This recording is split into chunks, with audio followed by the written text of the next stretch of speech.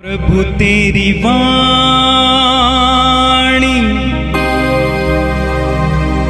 जीवन की रोटी, नयनों की ज्योति,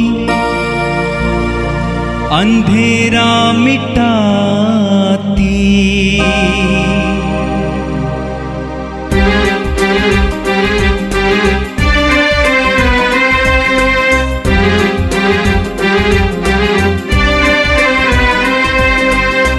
प्रभु तेरी वाणी जीवन की रोटी, नयनों की ज्योति, अंधेरा मिटाती। प्रभु तेरी वाणी जीवन की रोटी, नयनों की ज्योति, अंधेरा मिटाती। वाणी वाणी वाणी वाणी वाणी पवित्र है, शाश्वत है, जीवन का मन्ना है। 28 अक्टूबर बुधवार। पहला पाठ एफेसियों के नाम संत पौलुस का पत्र, अध्याय 2, पद संख्याएं 19 से 22 तक। आप लोग अब परदेसी या प्रवासी नहीं रहे, बल्कि संतों के सहनागरिक तथा ईश्वर के घराने के सदस्य बन गए हैं। आप लोगों का निर्माण उस भवन के रूप में हुआ है जो प्रेरितों तथा नबियों की नींव पर खड़ा है और जिसका कोने का पत्थर स्वयं यीशु मसीह हैं। उन्हीं के द्वारा समस्त भवन घटित होकर प्रभु के लिए पवित्र मंदिर का रूप धारण कर रहा है। उन्हीं के द्वारा आप लोग भी इस भवन में जोड़े जाते हैं, जिससे आप ईश्वर के लिए एक आध्यात्मिक निवास बने। यह प्रभु की वाणी है। संत लूकस के अनुसार पवित्र सुसमाचार अध्याय 6 वाक्य 12 से 19 तक। उन दिनों ईसा प्रार्थना करने एक पहाड़ी पर चढ़े और वे रात भर ईश्वर की प्रार्थना में लीन रहे। दिन होने पर उन्होंने अपने शिष्यों को पास बुलाया और उनमें से 12 को चुनकर उनका नाम प्रेरित रखा।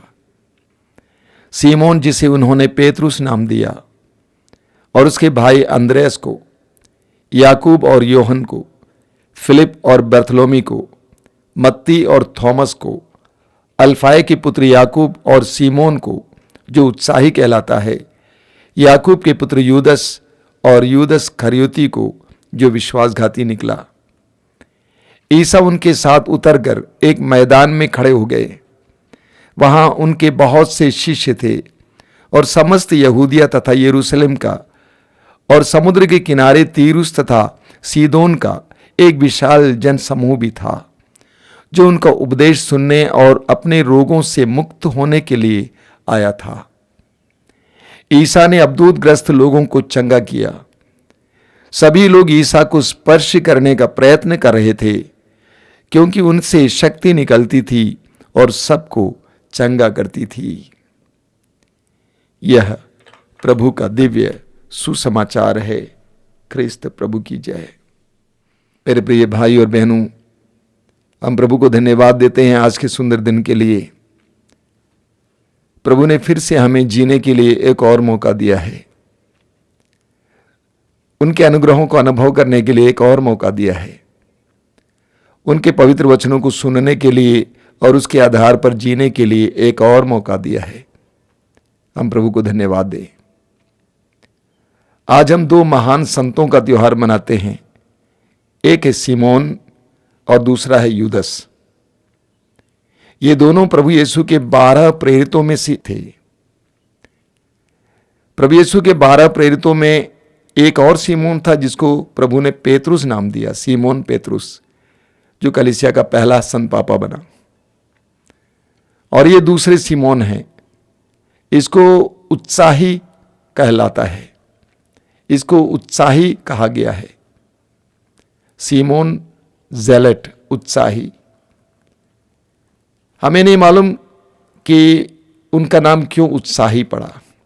हो सकता है कि उनके अंदर यहूदी नियमों के प्रति, मूसा के नियमों के प्रति उत्साह रहा होगा, या यह भी हो सकता है कि एक वर्ग था, एक समुदाय था जो रोमी सम्राट से फलस्तीन और इसराइल को बचाने के लिए प्रयास करता था। संभवतः वे उनसे जुड़े हुए थे।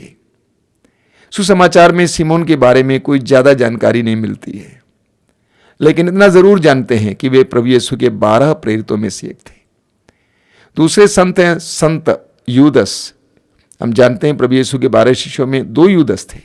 एक यूदस करियोती जिसने यीशु को पकड़वाया था, लेकिन ये यूदस थद्देउस। यूदस के बारे में सुसमाचार में एक जगह पर जिक्र है। यूहन्ना के सुसमाचार के अध्याय 14 उसके वाक्य 22 में हम देखते हैं कि यूदस ने प्रभु यीशु से पूछा कि प्रभु, आप सिर्फ हम पर प्रकट करते हैं अपने आप को, संसार पर क्यों नहीं प्रकट करते? और प्रभु यीशु उसका जवाब देते हैं। यूदस ने एक पत्र लिखा है जिसका एक ही अध्याय है, लेकिन ठोस पत्र है। मसीही जीवन के लिए आवश्यक बातें वहां पर लिखी हुई हैं। तो यूदस और सिमोन प्रभु के 12 प्रेरितों में से एक थे। आज के पहले पाठ में आपने सुना, संत पौलुस हमें बताते हैं कि आप लोगों का निर्माण उस भवन के रूप में हुआ है जो प्रेरितों तथा नबियों की नींव पर खड़ा है और जिसका कोने का पत्थर स्वयं ईसा मसीह है। हम विश्वासियों के लिए यह बहुत सौभाग्यपूर्ण बात है कि हम अचानक प्रभु में नहीं आए हैं और हमारा रिश्ता सिर्फ प्रभु से ही नहीं है, बल्कि प्रभु के नाम पर प्रभु के शिष्यों से भी हम जुड़े हुए हैं। हम जानते हैं कि प्रभु यीशु के साथ 12 प्रेरित रहे। उन्होंने यीशु को देखा, यीशु के वचनों को सुना, यीशु के कार्यों को देखा और यीशु का अनुभव किया। उस अनुभव को ही ये 12 प्रेरित अपने शिष्यों को दिया। उन्होंने अपने शिष्यों को दिया, यानी हम इन प्रेरितों से जुड़े हुए हैं। कभी कभी कुछ मसीही लोग कहते हैं, नहीं हम तो सिर्फ बाइबल पर विश्वास करते हैं।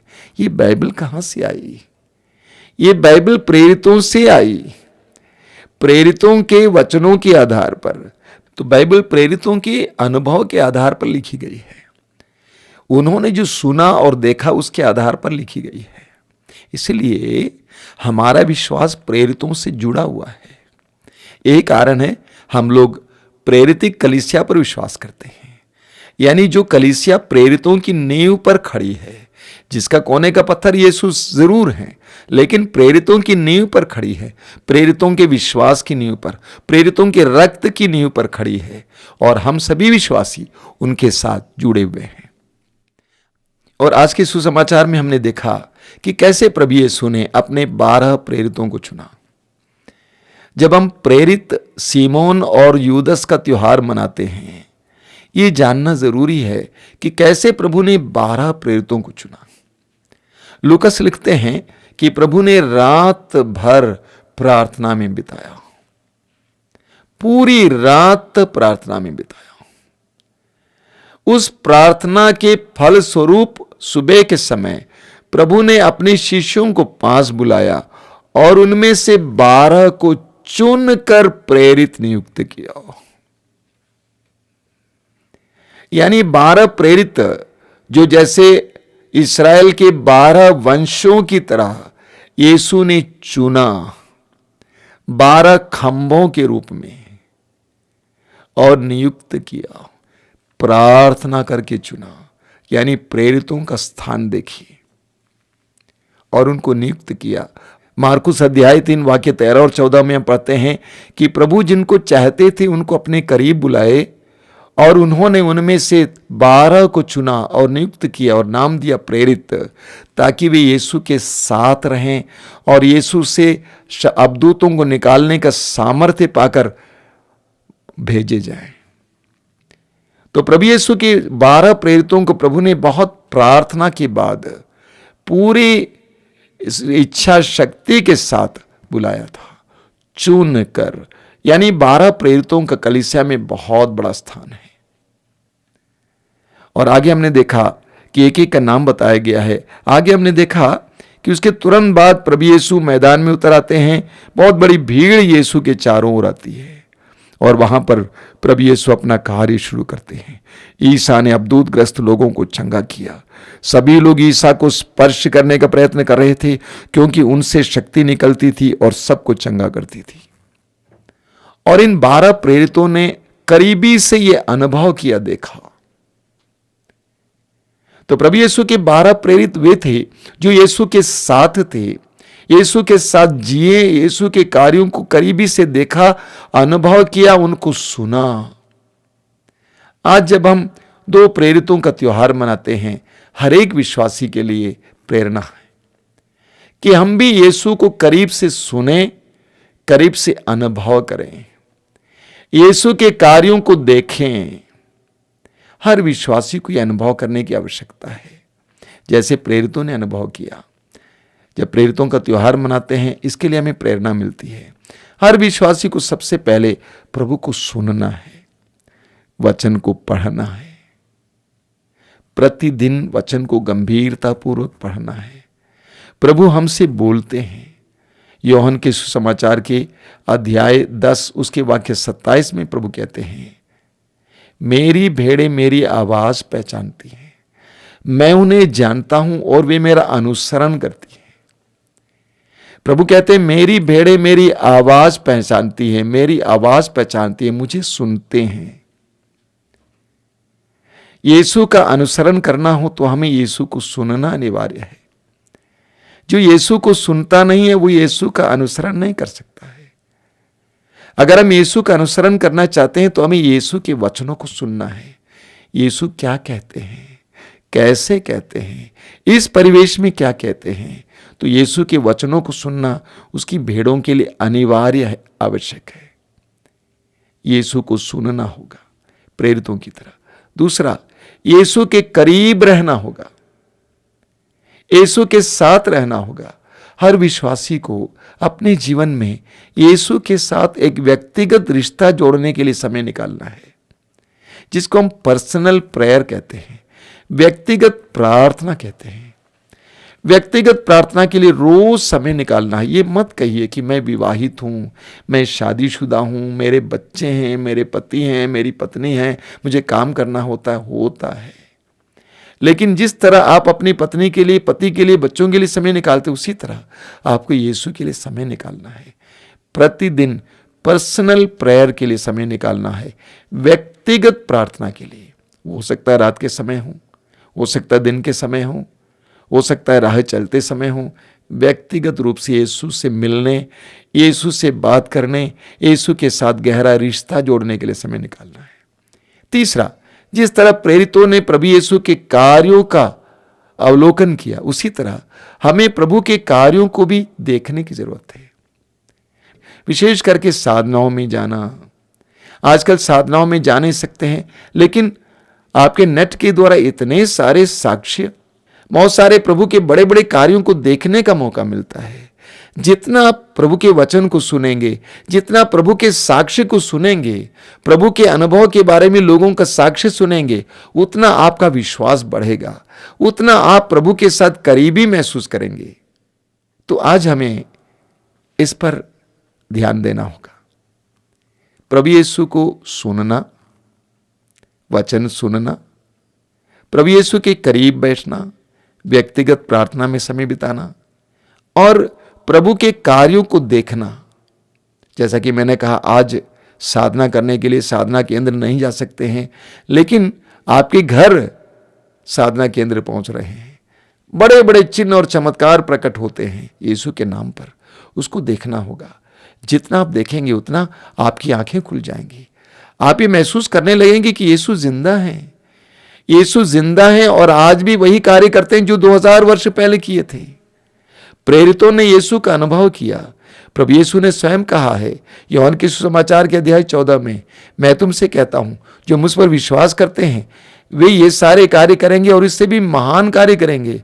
सच्चाई यह है कि प्रभु यीशु के प्रेरितों के द्वारा, शिष्यों के द्वारा जो प्रभु कार्य करते थे उससे भी दुगुना कार्य हुए। और आज भी उसी तरह यीशु पर विश्वास करने वालों के द्वारा बड़े बड़े कार्य होते हैं। जब आप देखेंगे आपका विश्वास बढ़ेगा। संत सीमोन और यूदस थदेउस के त्योहार के दौरान हम इसके लिए प्रार्थना करेंगे। वैसे यूदस थदेउस को खोई हुई चीजों का संत माना जाता है, जो होपलेस केसेस हैं उसका संत माना जाता है, इसीलिए लोग उनके यहाँ जाते हैं, उनके तीर्थ स्थानों में जाते हैं। लेकिन वो तो स्वार्थपूर्ण बात है। हमें यूदस थदेउस से ये भी सीखना है कि यीशु को सुनना, यीशु के साथ रहना, यीशु के कार्यों को देखना और महसूस करना। आंखें बंद कीजिए, हम प्रार्थना करें। प्रभु यीशु, हम तुझे धन्यवाद देते हैं आज के सुंदर दिन के लिए, इन महान संतों के लिए, महान प्रेरितों के लिए, संत सीमोन और यूदस थदेउस के लिए। तूने उनको चुना, अपने करीब रखा, प्रशिक्षण दिया, उनको भेजा। उन्होंने तेरे महान कार्यों को देखा, जो देखा और सुना उन्होंने प्रचार किया। उनके द्वारा बड़े बड़े चिन्ह और चमत्कार प्रकट हुए। हम तुझसे प्रार्थना करते हैं यीशु, हमें भी प्रेरितों की तरह तेरे वचनों को सुनने के लिए, तेरे करीब रहने के लिए, तेरे कार्यों के साक्षी बनने के लिए कृपा दीजिए। हे प्रभु यीशु, इन वचनों को सुनने वाले मेरे भाई बहनों को कृपा दे, अनुग्रह दे। विशेष करके आज मैं प्रार्थना के वरदान के लिए प्रार्थना करता हूं, उन्हें प्रार्थना का वरदान दीजिए। आमीन। प्रभु तेरी वाणी जीवन की रोटी, नयनों की ज्योति अंधेरा मिटाती। वाणी वाणी वाणी वाणी वाणी पवित्र है, शाश्वत है, जीवन का मन्ना है।